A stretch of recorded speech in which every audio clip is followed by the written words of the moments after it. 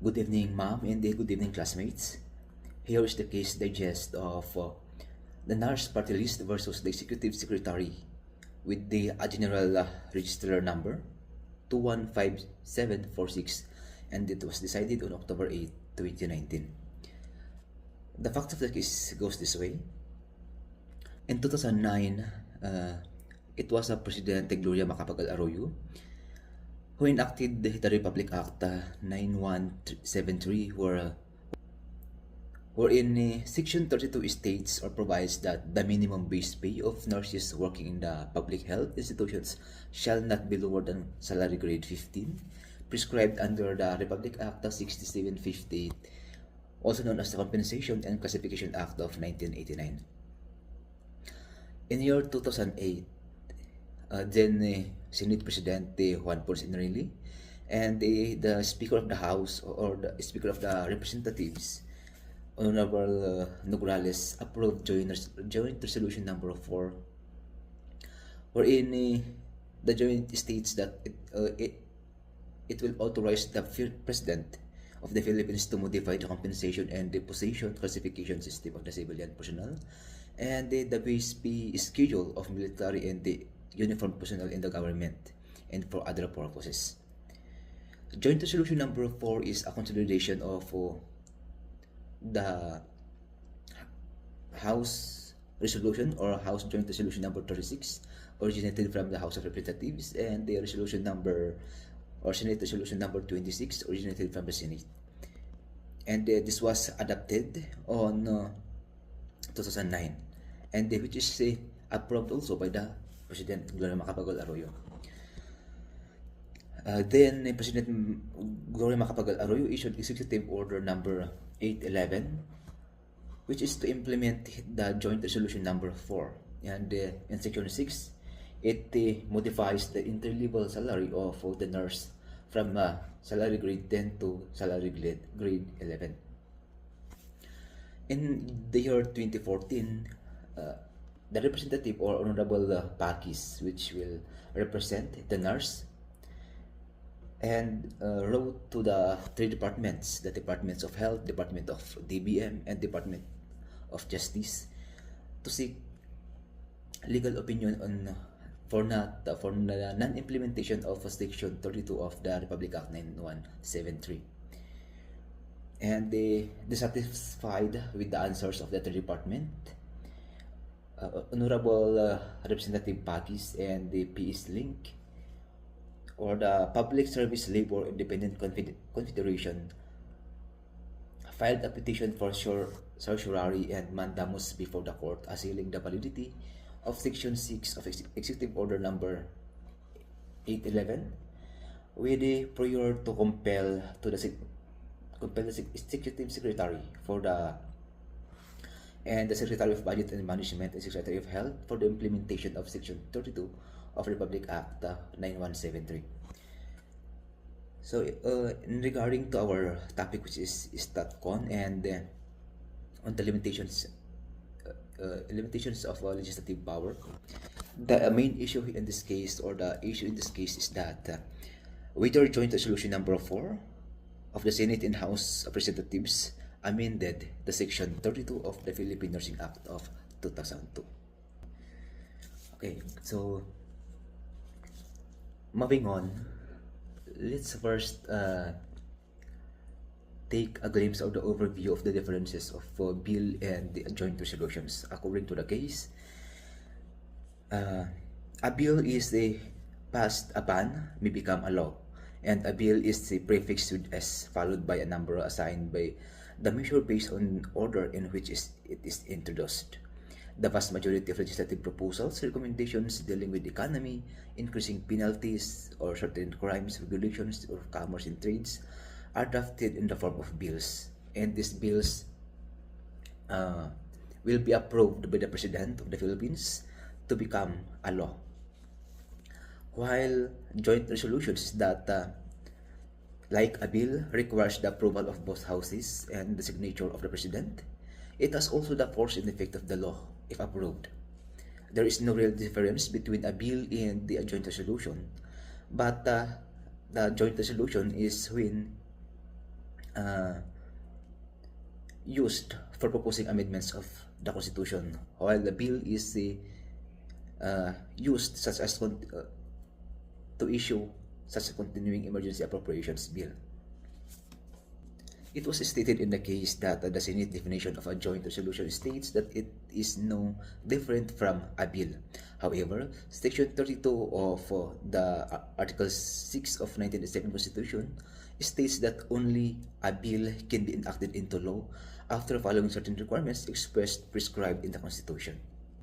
While a joint resolution is not a bill, and its passage does not enact the joint resolution into law, even if it follows the requirements expressly prescribed in the Constitution for enacting a law.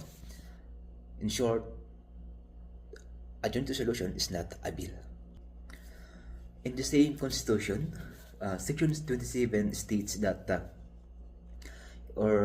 states how the bill become a law. It is the overview, wherein the most important part is the bill will be read in 3 days separately, and it needs the veto power of the president. In the case, it was stated also that the veto power of the president applies expressly only to bills, not to joint resolutions. If a joint resolution is given the effect of and they treated as a law, Congress will be taking away the veto power of the president, since the Constitution only provides for the president's veto power over a bill. In short, Congress can enact a joint resolution into a law that is not subject to the president's veto power, a situation that clearly violates the Constitution. And again, in relation to the extent and limitations of the legislative power, it is true that the legislative power or the legislative can enact a law and a joint resolution, but they cannot make a joint resolution into a law, just like the bill, because if doing so, they will bypass the power of the president to approve or to veto a bill to become a law. And if the legislator or the Congress will just approve a joint resolution which will become into law without the approval or the signature of the president, then they will be violating the separation of power. It was also discussed in the case that the Constitution have never included the phrase order, resolution, or vote that appears in the US Constitution, and applying the principle of expresso onius est exclusio alterius, the correct interpretation is that if the interpretation is required in our Constitution, recognize that only a bill can be enacted into law. And the court also explained that it is a settled rule of the statutory construction that the express mention of one person, thing, or consequence implies the exclusion of all other. The rule is expressed in the familiar maxim expresso onius est exclusio alterus. This means that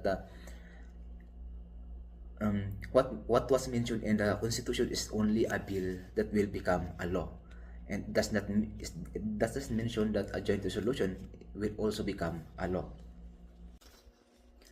In addition, it was also mentioned in the case that the language of the 1987 Constitution is plain, simple, clear, and clear. A bill can be enacted into law, and the same Constitution does not mention any other act or measure that can be enacted into law, like the joint resolution. In this case, there is no need for interpretation, but here only apply the application of the verbal legis rule. Section 26 of Article 6 of the 1987 Constitution, only a bill can be enacted into law after following certain requirements expressly prescribed in the Constitution. A joint resolution is not a bill, and its passage does not enact the joint resolution into a law, even if it follows expressly prescribed in the Constitution for enacting a bill into law. When bill is proposed, the public is immediately informed, and there is a proposal being considered which may bind them. This is in consonance with the requirement transparency under Section 28, Article 2 of the Constitution. If a joint resolution is proposed instead of a bill, the public will not be alerted that there is a proposed legislative and the law can pass stealthily without notice to the public. Multiple sections of Article 6 also on appropriations refers to bill, including the President's veto powers only on bills, not on joint resolutions. Moving on, leaving it the sole discretion of either the Senate or House of Representatives of the House whether a joint resolution will become a law is not how the Constitution prescribes the enactment of a law. For purposes of repealing an existence law, there must be repealing provisions of an irreconcilably inconsistent provisions. In a subsequent valid law, not merely a joint resolution can repeal a law. Section 3 of Republic Act 6758 provides for a review of compensation rates for government employees. After such review, any change in compensation rates should be done by enacting a new law. Any such change amends the existing law, and such amendment cannot be done by a mere joint resolution because a joint resolution cannot amend a law. So that's very clear. And joint resolution number 4, which seeks to change or revise the compensation and position classification system established by existing law, cannot take effect without an amendatory law. The revisions prescribed in Joint Resolution number 4 are not authorized by any existing laws.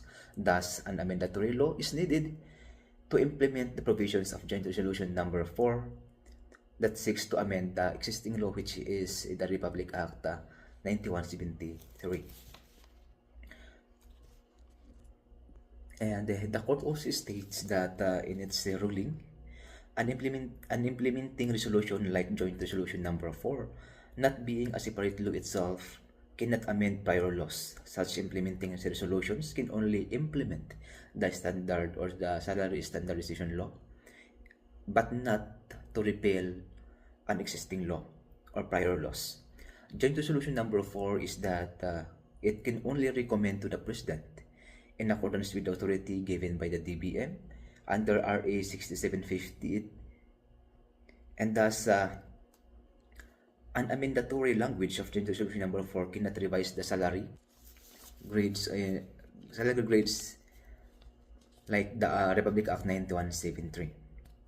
The amendatory language can only amend prior congressional resolutions inconsistent with Joint Resolution number 4. And with regards to Executive number 811, not being a law, cannot also amend or repeal Section 32 of the Republic Act 9173. Nevertheless, despite the continued existence and validity of Section 32, Republic Act 9173, the court cannot grant petitioners prayer to compel respondents to implement such provision. As to the issue of the representative of Governor's Party List, wherein with your Joint Resolution number 4, series of 2009 of the Senate and House of Representatives amended the Section 32 of the Philippines Nursing Act of 2002, or even the Executive number 811 amend the Section 32 of Republic Act 9173. The Supreme Court grant the petition in part by declaring that Section 32 of Republic Act 9173 remains valid, and the provisions of paragraph 16 of Joint Resolution number 4 dated 28 July 2008 and the Executive number 811 purporting to amend or repeal the Section 32 of Republic Act 9173 is hereby declared void and unconstitutional. However, in